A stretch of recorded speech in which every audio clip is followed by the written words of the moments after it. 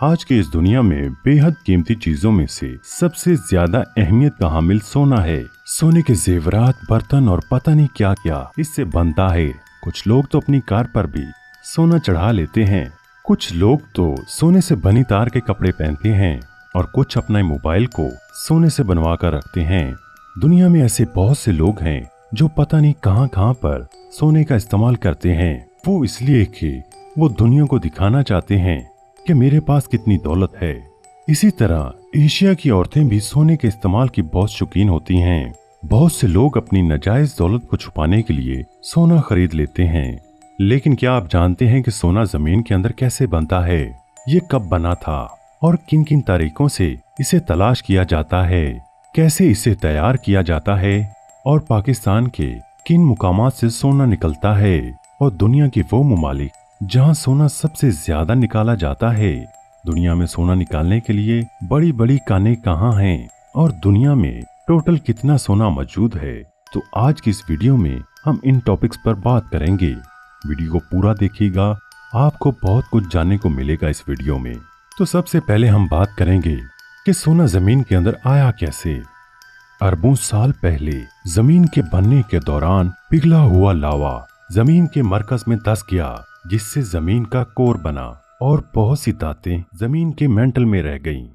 उन धातों में से बहुत बड़ी तादाद आई थी दूसरे सियारों से, जो कि बेहद कीमती थीं, जैसे कि गोल्ड और प्लेटिनम, और इनका कुल वजन अरबों टन था।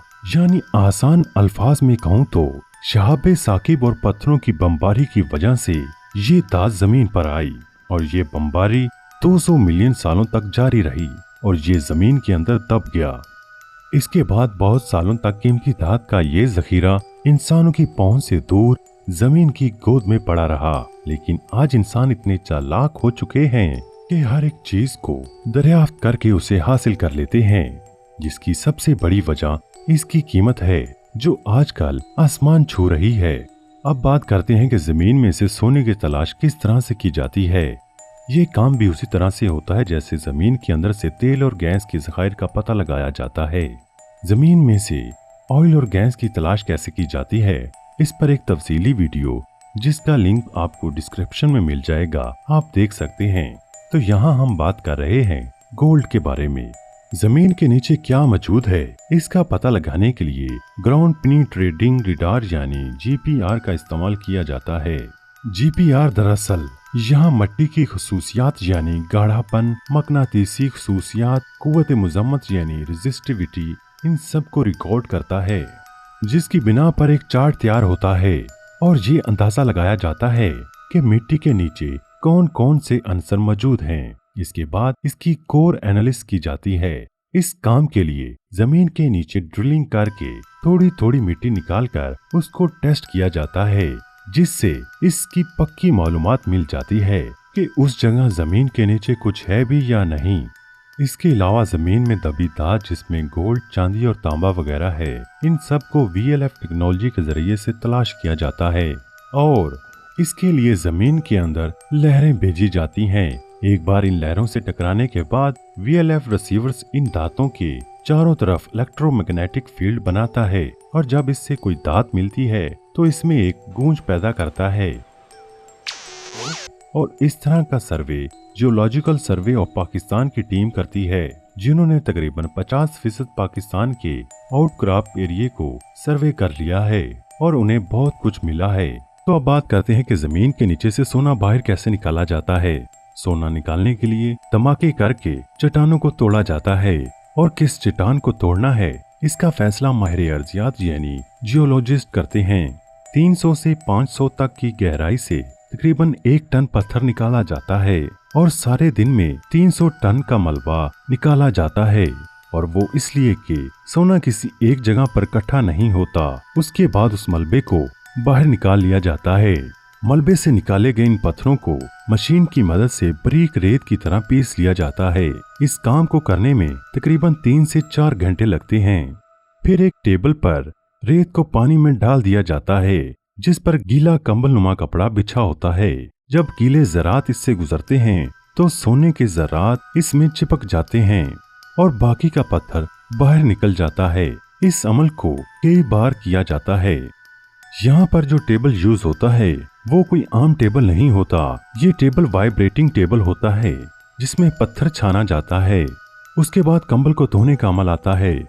बाकी सब होने के बाद पानी में कंबल को धोने से सोने के ज़रात अलग हो जाते हैं। फिर इसमें जमे हुए सोने की बिस्किट्स, प्लेट्स और दीगर सामान बनाया जाता है। अगर सोना इस तरह से निकल जाए तो केमियाई तरीकों की जरूरत नहीं पड़ती, लेकिन अगर सोना ना निकले तो इसके लिए उसके बाद इसमें 3 अलग अलग केमियाई अमल किए जाते हैं, जिसमें पहला तरीका है पोटेशियम साइनाइड और दूसरा अमलगामेशन प्रोसेस ऑफ गोल्ड, जबकि तीसरा तरीका फ्लोटिंग प्रोसेस ऑफ गोल्ड। हासिल करदा सोना बहुत खालिस और ठोस होता है और खालिस सोने से कोई भी चीज बनाना बहुत मुश्किल होता है। इसमें कुछ दूसरी धात ऐड कर ली जाती है ताकि इसको कोई भी शक्ल दी जा सके, जैसे कि 21 कैरेट, 22 कैरेट्स और 23 कैरेट्स के सोना।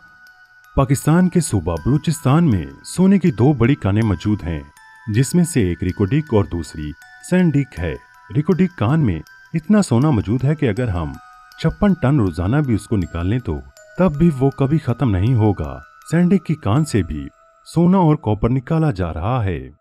अब बात करते हैं कि दुनिया में सबसे ज्यादा सोना निकालने वाली कानें कौन सी हैं। सबसे पहली कान है पपुआ की ग्रासब्रेक कान। उसके बाद है मुरहन टाउ कान जो कि उज़्बेकिस्तान में है, और गोल्ड स्ट्राइक जो कि यूएसए में है। इसके बाद है ओलंपियाडिया जो कि रशिया में है। अब उन ममालिक की बात करते हैं जो सबसे ज्यादा सोना निकालते हैं। चाइना गोल्ड की पैदावार में कई सालों से सबसे आगे रहा है। चाइना एक साल में 426 टन सोना पैदा करता है। उसके बाद ऑस्ट्रेलिया आता है जो कि साल में 295 टन सोना पैदा करता है। उसके बाद पारी आती है रशिया की। रशिया हर साल 270 टन सोना पैदा करता है। उसके बाद बारी आती है अमेरिका की जो कि 230 टन सोना प्रोड्यूस करता है। और सबसे आखिर में आता है कनाडा जो कि 175 टन सोना हर साल पैदा करता है। दोस्तों, अब बात करते हैं कि तकरीबन दुनिया में कितना सोना मौजूद है जो हम इंसानों ने जमीन से निकाला हुआ है। दुनिया में तकरीबन 1,66,500 टन सोना मौजूद है। तो दोस्तों, ये थी सोने की आप बीती। अगर वीडियो अच्छी लगी हो तो लाइक करना बिल्कुल ना भूलिएगा। आपके लाइक से हमारी हौसला अफजाई होगी और आप अपने प्यारे दोस्तों के साथ इसे फेसबुक और व्हाट्सएप पर शेयर करना ना भूलें। आपसे मिलते हैं एक नई वीडियो के साथ। अल्लाह हाफिज।